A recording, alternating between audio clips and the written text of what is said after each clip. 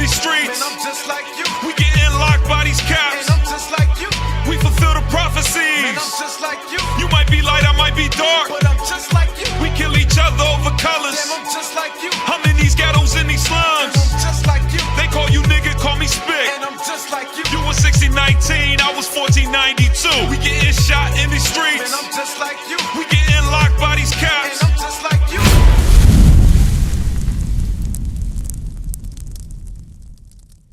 Welcome to FCN Quick News of the Week. I'm your host, Captain Zakar, and this week in the news, we've got the NFL booing Black Unity. Let's play that video for them.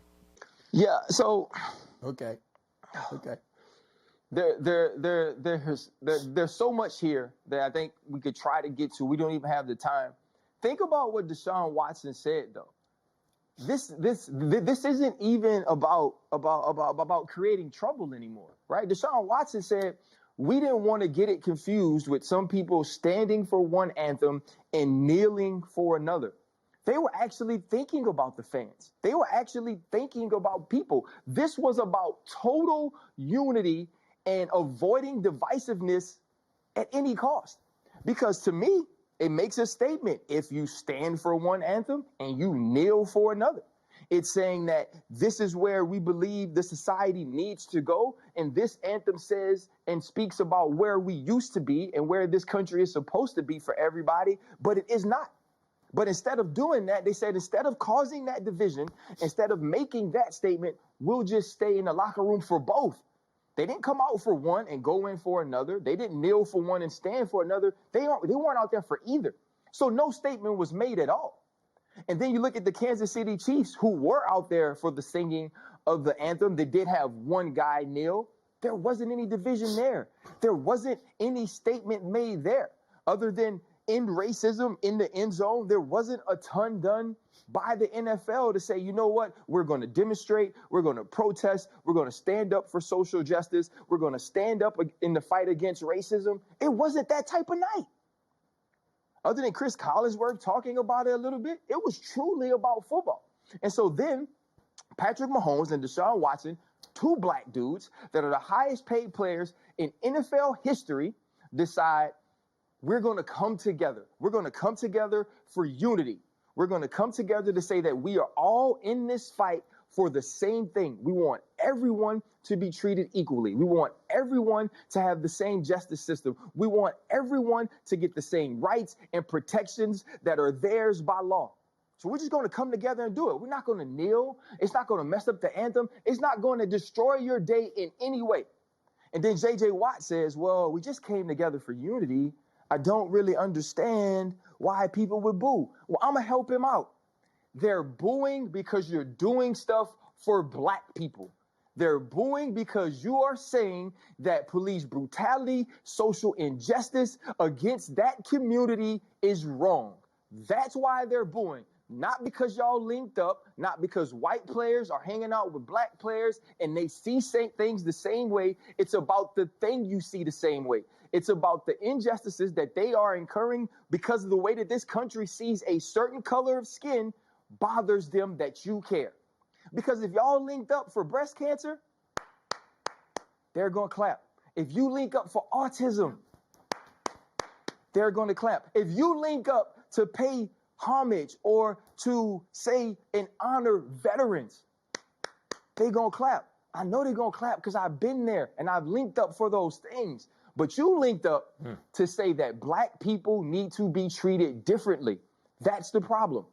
This was the kindest, this was the most thoughtful, this was the sweetest way to protest or to demonstrate that we've seen ever. It's almost like it didn't even happen. And people still boo that. That tells you the type of evil, the type of racism that is truly the fabric of this country and how it was built. It's not going to change, and you're not going to change them. Let's go to the scriptures to explain this in the Bible, spiritually, what is going on. Give me that Leviticus 26 and 17. The book of Leviticus, chapter 26 and verse 17. And I will set my face against you and ye shall be slain before your enemies. That is the curse that is among blacks, Hispanics, and Native Indians who are the Israelites here in Babylon the Great. Read. They that hate you shall reign over you. That's what you're experiencing. For fans to boo because of black unity at a NFL football game, you're finally realizing those that rule over you actually hate you. They do not have your best care at heart at the end of the day. Let's go to Psalms 44 and let's read 14 and 15. The book of Psalms, chapter 44 and verse 14. Thou makest us a byword among the heathen. Us, we are a byword. Blacks, Hispanics, and Native Indians are bywords. Being called African American, byword. Being called a Puerto Rican or El Salvadorian or a Native American, those are bywords. Gentile is a byword that we are called among the heathen. Read on. A shaking of the head among the people. They shake their head at us. Why do they continue to fight for equal rights? And they're never going to get it. Why do they keep kicking against the pricks? These are what the higher ups and the closet racists do. Read. My confusion is continually before me. Our people are confused. They don't understand why they are still outcast here in America after all the assimilating, after all the voting, after all the marrying their women, after all the marrying their man, after all the investing in the stock market, after all the celebrating the 4th of Julys. We shake our head because we are confused of why they still won't accept us as equal to them. Read. And the shame of my face hath covered me. And our shame covers us. That's why every time these things happen, we get on TV and we express why, what's wrong, what you did this, you do that.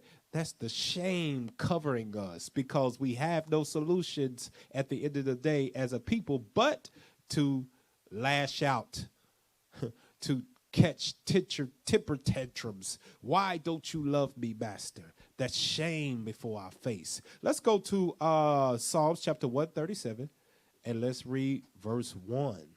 The book of Psalms, chapter 137 and verse 1. By the rivers of Babylon, there we sat down. Rivers of Babylon. David is prophesying in the spirit about our forefathers and us today. We sat down by the rivers of Babylon. Read. Yea, we wept when we remembered Zion. Read. We hanged our harps upon the willows in the midst thereof. For there they that carried us away captive. They carried us away captive on slave ships. Read. Required of us a song. Just shut up and run.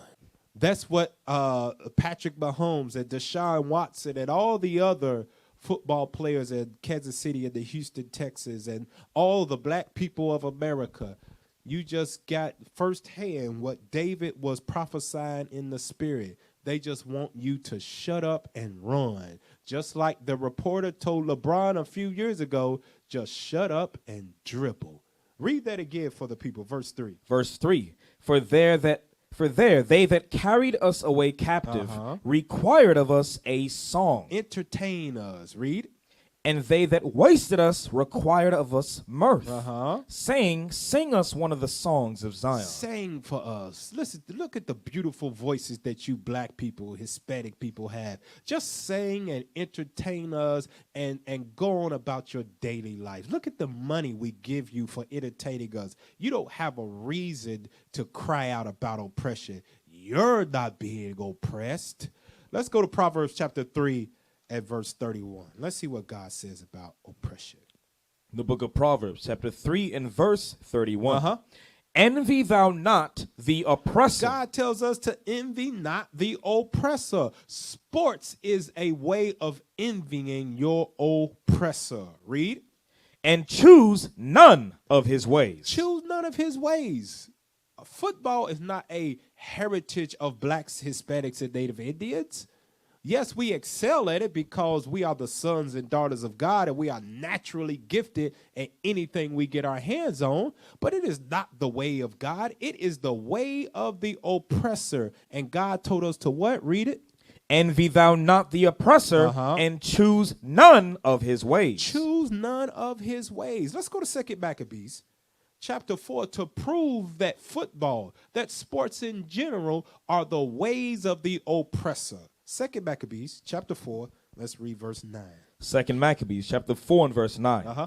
Beside this, he promised to assign 150 more, if he might have license to set him up a place for exercise. Exercise. That's where gym. That's where athletes get in shape. They exercise in a gym, right? Read. And for the training up of youth in the Uh-huh. fashions of the heathen. When you let your kids play in those little league football, little league basketball, the AAU, you are following the ways of the heathen. You are training up the youth in the ways of the Greekish fashions. Read that again.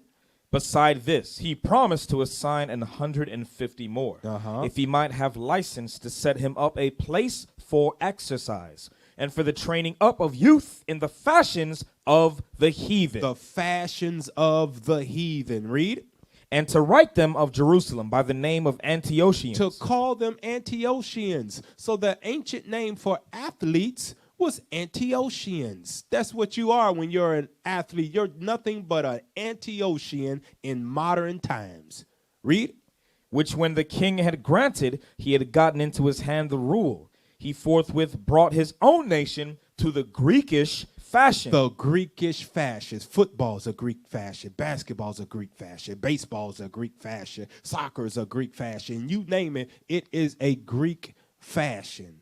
Jump down to verse 12 now. Verse 12. For he built gladly a place of exercise under the tower itself. So athletes, the Antiochians, could get in shape. Read.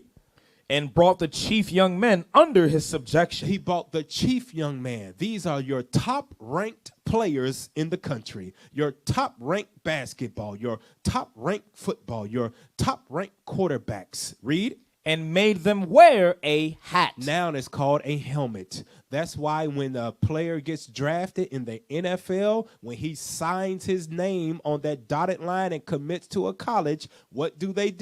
They put on a hat. Read on.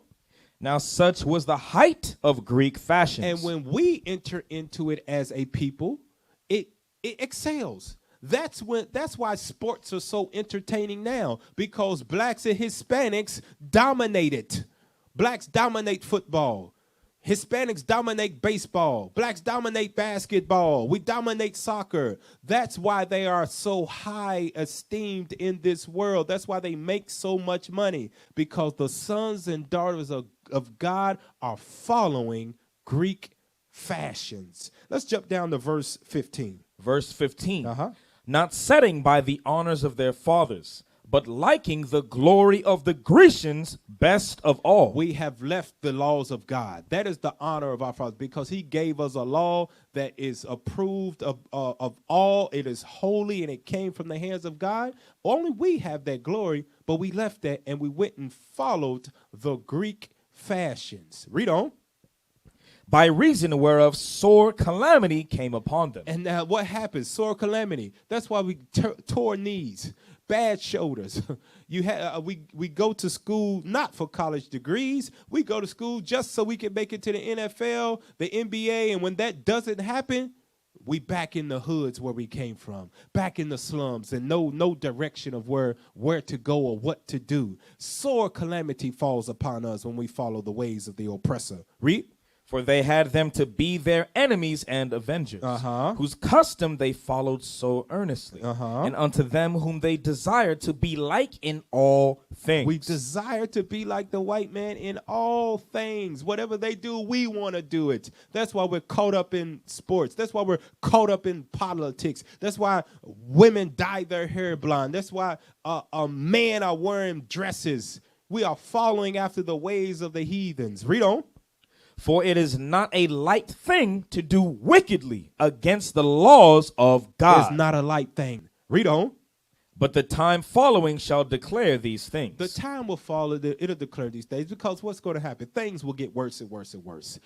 Let's go to Luke chapter 16 and verse 15. Let's show what Christ thinks about the ways of the heathen, the Greek fascists. Read that. The book of Luke, chapter 16 and verse 15. Uh-huh. And he said unto them, ye are they which justify yourselves before men. You justify yourself. Look at this. God gave me this talent. He made me big, strong, and fast so I could play football. I was born to play football. I was born to play basketball. I was born to swing a bat or kick a soccer ball. Read on.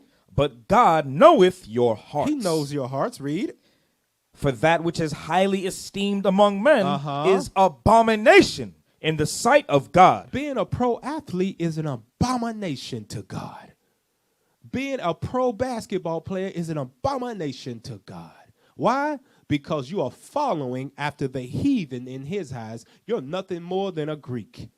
You're nothing more than a heathen that shall receive the same judgment as they will. Give me that in Proverbs chapter 11, and let's read verse 21 to prove that.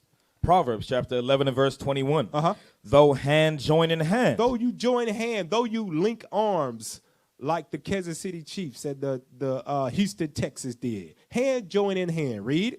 The wicked shall not be unpunished. The wicked still will be punished no matter what you do. You cannot change the judgment of God for the people that are considered heathens in his eyes, which are the Edomites, the so-called Nilotic Hamites, the Elamites and the Ammonites and the Moabites, your Chinese and your Japanese people. You cannot change the judgment of God, though you link arms with them. Let's go to Isaiah chapter 13, and let's read verse 15. If you are caught in that situation and you just don't want to accept the words of God, read. Isaiah chapter 13 and verse 15. What's the judgment? Everyone that is found shall be thrust through. Everyone that is found in what way? Read. And everyone that is joined unto them. Those that are joined unto the heathen, those that are joined unto the heathenish ways. Read. Shall fall by the sword. You will fall by the sword when that time comes. When Christ comes to redeem his people, you will fall by the sword. Give me that in 2 Corinthians chapter 16 verse, 2 Corinthians chapter 6 verse 17. The book of 2 Corinthians chapter 6 and verse 17. So what do you do before that great and dreadful day of the Lord come? Read. Wherefore come out from among them, and be ye separate. Separate from their ways. Separate from the heathenish manners. Read. Saith the Lord. Saith God. And touch not the unclean thing. Sports is an unclean thing. Football is an unclean thing. Basketball is an unclean thing. Baseball is an unclean thing. Whatever you want to name it. If it is derived from the heathens and it does not come from God, it is an unclean thing. Read on. And I will receive you. Then God will receive you back into the fold and not leave you at the hands of your enemies, where you will be booed when you stand up for black unity.